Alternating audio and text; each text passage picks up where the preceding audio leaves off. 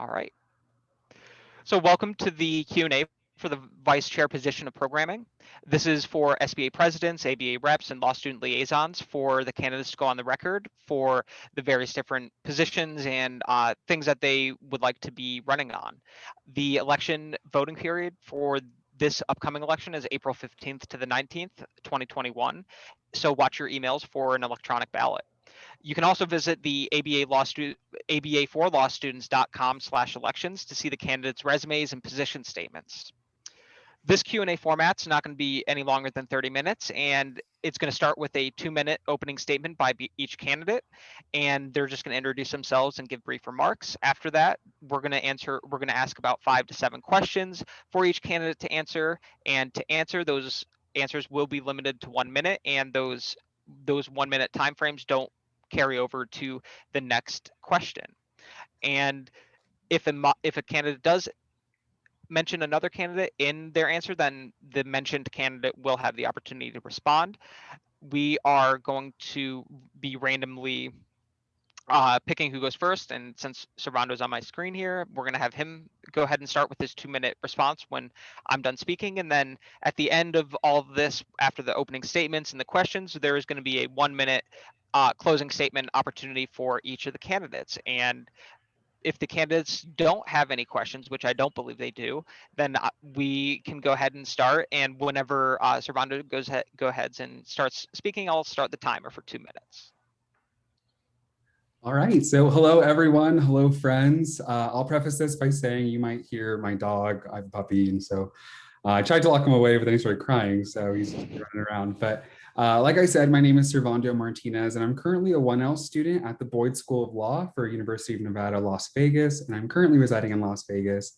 I'm originally from Apple Valley, California, and I did my undergrad and some postgraduate work in New York City, but now here I am. I found my way to Las Vegas. Before I tell you exactly what I'd like to do, I'd rather tell you a little bit more about why I would like to do it.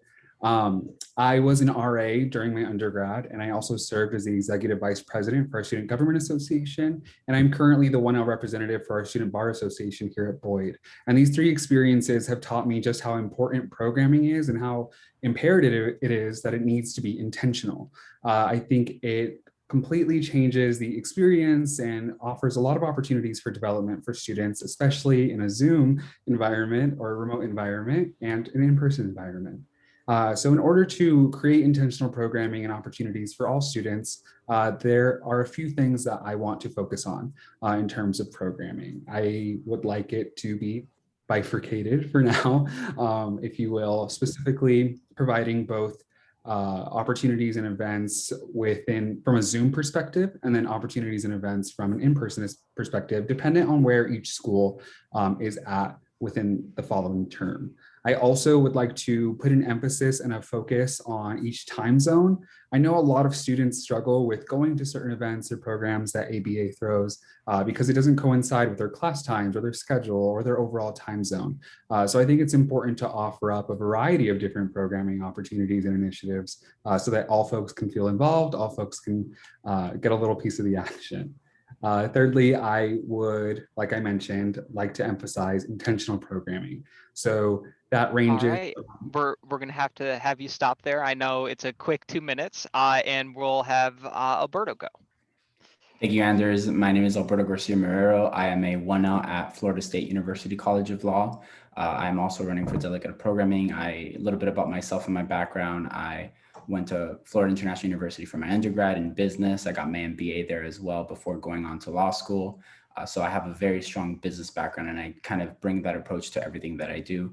I serve as the 1L representative for RSBA at Florida State, and I'm also the treasurer-elect. And so I bring with me that kind of fiscal responsibility and that ability to work with organizations and entities to not only prepare programming that is exciting and fun for our students, but also very fiscally responsible as well. And so a little bit about what I want to do, should you guys honor me with the opportunity to be delegate of programming for the ABA Law Student Council, is focus a lot on how we can work collectively with the different sectors of the ABA. We have different regions and different areas that have different needs. And I think that that's something that we need to focus on, not only as a law student council, but as an organization as a whole.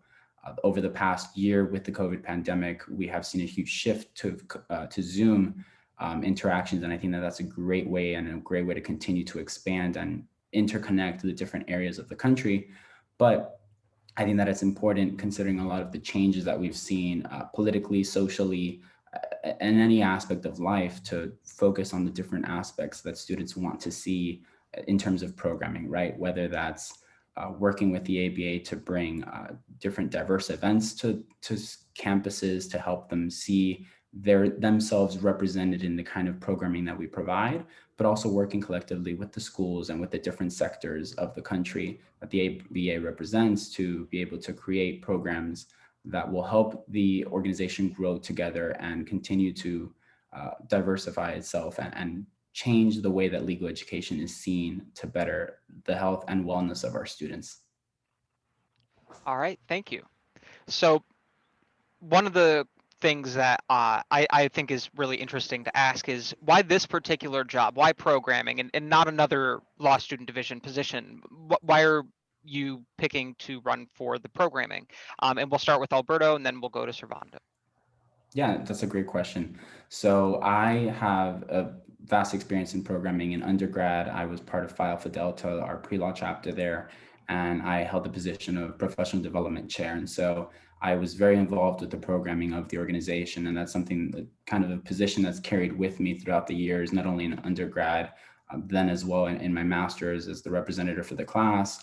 And so now I kind of carry that with me in law school. It's something that I've done a lot through SBA. We had a very successful barristers with the COVID regulations going on. And so being able to help program not only fun events for our students, but also events that help to provide perspective and understanding into the profession, I think is something that I can fill very well. And so that's why I decided to run for this position. Thank you. Servando, go ahead. So like I mentioned, I had experience in Student Government Association as an RA and as our university's leadership development coordinator. And I know that programming is so important and it's an opportunity to create tangible change for a lot of students and their development. For me specifically, I think there are so many needs that need to be satiated, you know, for first generation students who don't really know what's going on, or for folks who just need insight into the profession or need support systems. I think it's important to have a wide range, a spectrum of different programming. And I think this is the best way to do it. Thank you. So what are some of the most, or just, you know, we only have 1 minute to answer, so you just pick one, but think about some of the most serious issues facing law students today, and through your position as the programming chair within the ABA Law Student Division, how do you plan on tackling that serious issue? So again, it's thinking about a serious issue that law students face and how you plan to tackle it. And Servando, we'll start with you. Yeah, sure thing. So I think that the primary issue that a lot of folks are facing right now is that we're not necessarily educated on everything that you can do with a JD. I think not many folks understand the overall broad spectrum of the legal profession. And I would really like to, you know, do programming so folks know all of their options and know how they can acclimate into the workforce, both through financial programming and then through supportive programming as well. I think those are really important, especially right now in a Zoom or remote environment. Thank you. So something that I've seen, you know, at my law school and others that I have peers that I talk to, I think COVID has kind of demonstrated the huge issue that law students and eventually lawyers in the profession have with managing a huge workload and the stresses of the profession. And so a lot of people are becoming fatigued with, you know, Zoom University, whatever you might want to call it. This new environment and world that we're living in, I think, is very difficult. And so I think the ABA has seen a shift towards wellness education. And I think that that's something that, at least here in Florida, the Florida bar values a lot. And that's something that I hope to bring with me to the position, to create programming that will help our students understand how to deal with the stresses of law school and eventually with the legal profession. Thank you. So ABA membership in general has been on the decline for the last decade or so, and the division's membership was in decline as before we moved into a free membership format. However, our programming serves as a really powerful tool to reverse this trend. So what are your ideas about how we can best involve law students in the ABA work who are not currently involved through programming efforts. And Alberto, we'll start with you. Thank you, Anders. So this is an issue that I saw a lot in my undergraduate institution. I went to a commuter school, and so it was very hard to keep students engaged and maintain interaction with our organizations. One of the things that I saw that worked when I held some leadership positions there was working collectively with a lot of the organizations on campus, right? People tend to work in silos, and so we learned that if we worked collectively, we were able to bring together students and help them to maintain engagement on campus. And so that's something that I would work to do within the ABA, not only with our own division, but with the different divisions, the regional divisions and organizations at the law school level, to make sure that the ABA representatives are working with the organizations to get students to become involved and to join the organization. Absolutely, thank you. And same question to you, Servando. Thinking about ABA membership in general being on the decline, and how programming serves as a powerful tool to reverse that, and just some ideas you have about how to use programming to get students who weren't involved. Absolutely. And So to keep them involved. I think a big primary issue for a lot of law students is that we're constantly doing triage. We're receiving emails for networking events, job opportunities, Lexis, Westlaw, all of these different things, right? And we're trying to see what we need to devote our attention to.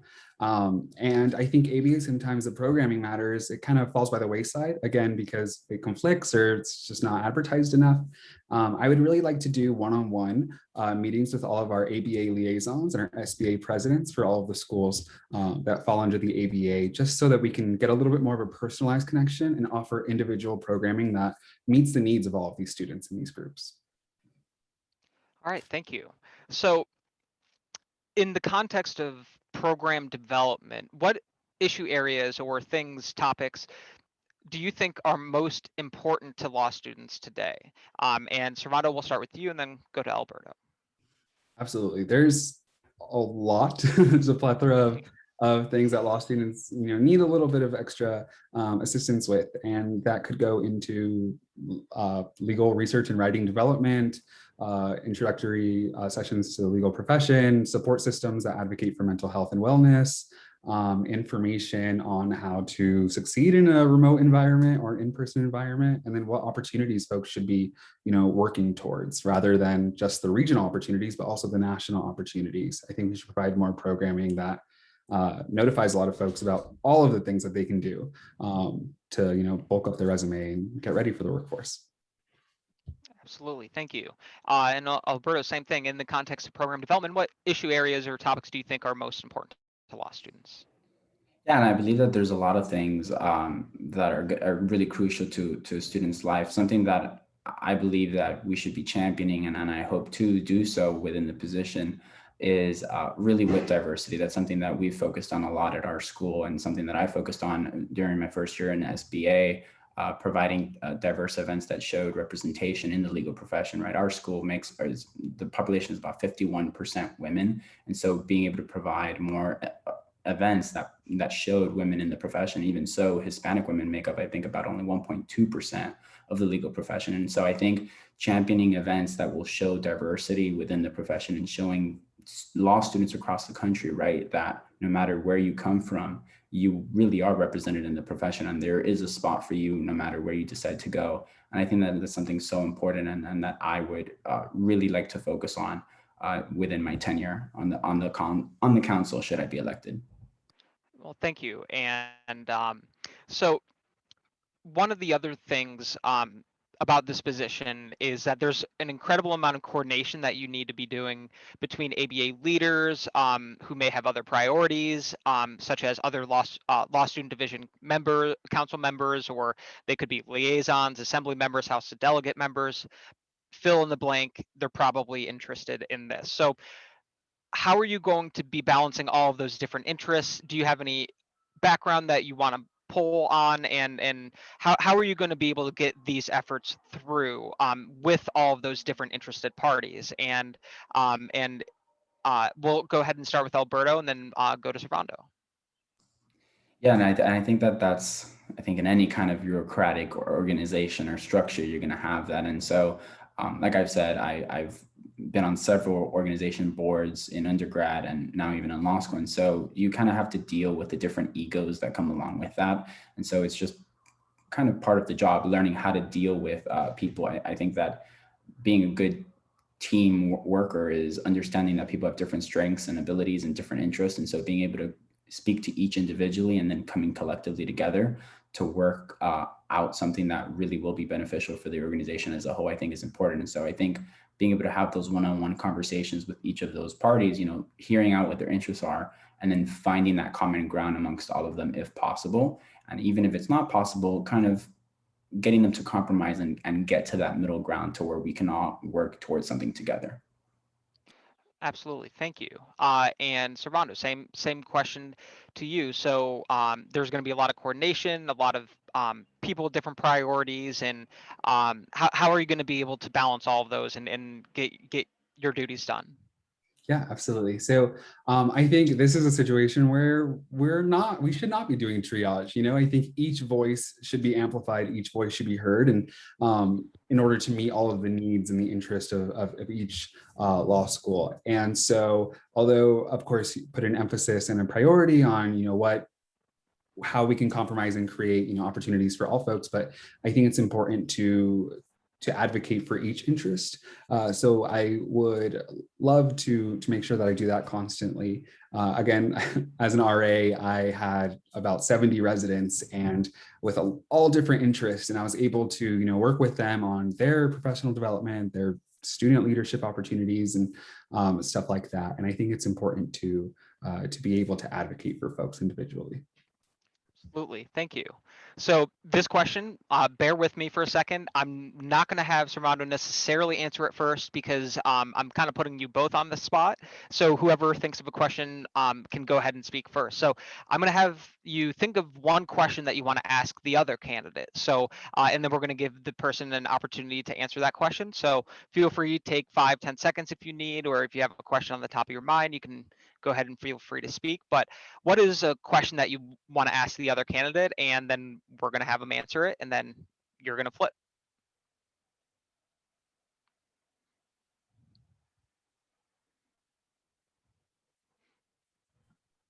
I won't throw too hard of one out, but I'm happy to ask the first question. Alberto, do you have any initiatives that you have started brainstorming or planning to capitalize and emphasize the success of the ABA? Yeah, so one of the things that I've seen has worked over the past year with COVID has been really, and you did mention a little bit earlier, is the Zoom environment, right? I think that something we've seen is that we're able to bring people from across the country now, right? Before there were a lot of expenses, a lot of logistics that went around putting together events and programming for students. And so kind of part of my diversity initiative here at my law school that I would hope to expand on is being able to bring together people from different communities from across the country together for programming events, right? We're not limited now to whoever's within that city of that law school or within the vicinity of that law school to be able to fly them out or whatever, drive down, whatever the case might be. And so it's really being able to connect with the resources that the ABA has, right? We have a vast network, not only at the law student level, but of course at the professional level, and being able to reach into that network and pull people together from across the country to put together events for law students, again, that will show them that they can fit in no matter where it is that they're looking to go to. All right. So thank you. And I'm going to make sure I give Servando about 5 or so extra seconds because I knew that you were finishing your thought up, and I was like, we'll flex a little bit there. So Alberto, do you have a question for Servando? I was going to say, what are some of the, again, I'll throw an easy one out there too. This is hard to come up with something. So Servando, what are some of the qualities from your experiences that you've obtained that would help you in the position of delegate for programming? I love this question. I think with a primary component for me that I always try to emphasize is my approachability and a focus on positivity and optimism. I do think it's possible to advocate for all different types of folks. And to elaborate more on other attributes that I have, I'm a really big advocate for diversity, a big advocate for intentionality, and a big advocate for accessibility. I want to make sure that all law students feel represented, and feel like their voices are being amplified, or there's someone there to provide specific programming for them. And on top of that, I would say I'm pretty diligent, a hard worker, and very excited to be involved and to help others. All right, thanks to both of you. We have one more question and one more closing statement from each of you. And I know that's a little bit of a hard question for me to ask, but I did want to keep you both on your toes a little bit, because I think it's people coming in are expected to be asked questions, but you're not always anticipating a question to be asking a question. So anyways, what is a favorite life motto that you have, or something that gets you up in the morning when you're really on one of those like low energy days? For me, I have a saying like, there's always a path to change. You know, like you can always get change through if you need to find a path to it. So for you, what does that mean? And Servando, since you were last to speak, we'll have you go first. So do you have a life motto? Do you have a quote, a saying, anything like that that you live by? Yeah, so I think this is a little bit of a two-parter. So for me, if I'm going through adversity or dealing with a certain issue, something that has always stuck with me was that things need to fall apart in order to fall into place. And that kind of brings me solace in hard times. But when I wake up in the morning, if there's one thought that I'm always thinking, it's just pretty simple: eyes forward. Always looking forward, always looking to progress, and make sure that I'm creating a space for myself, especially as somebody who identifies as Hispanic and queer. So Thank you. And Alberto, same thing. Life motto could be what gets you up in the morning, something like that. Yeah, and I mean, it might sound a little bit morbid, but one of my words, one of my phrases that I say to myself each day is essentially, every day that you wake up, you have a purpose, right? The day that your job on this earth is done, you did your job. So I've gone through different things in life, and so I know that every day that I wake up, it means that I have an important purpose to play on this earth, and so that's what motivates me each and every day. One of my bracelets says legacy on it, and I think that that's something that kind of fuels me a lot. Is what kind of legacy am I going to leave behind as a first generation student in anything, right? Whether it's high school, undergrad, or law school, and it's being able to help others along the way as well. And so that's kind of what motivates me. I have a purpose, and each day that I wake up, it's to serve that purpose. Absolutely. I think those are both great answers. And, before we get to the closing statements, I just really want to thank both of you for your time tonight, and for choosing to run for for this very important position. And I'm really looking forward to seeing who wins. And even if it's not you, I'm thoroughly impressed with all of you. And I think that all of you are going to do great and awesome things, and I'm super excited to both see what those are and then hopefully work with you two in the future. So I'm going to give Alberto the last statement, and then I will give Servando the last statement. So you both have about a minute to give your last statement for the Q&A. Thank you, Anders. And so I just want to wrap up with thanking everyone who's going to be listening at home.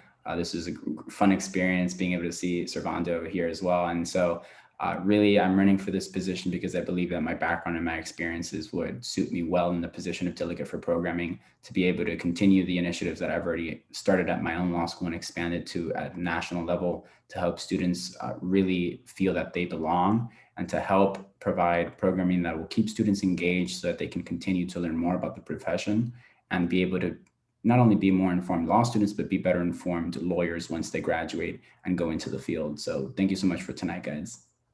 Thank you.